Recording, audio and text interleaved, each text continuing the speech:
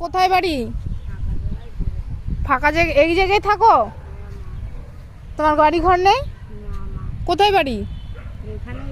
এখানে কোন পাড়ায় বাড়ি তোমার? কোন পাড়ায়? এই পাড়ায়? কোন পাড়ায়? অনেক দূর। কোথায়? হ্যাঁ,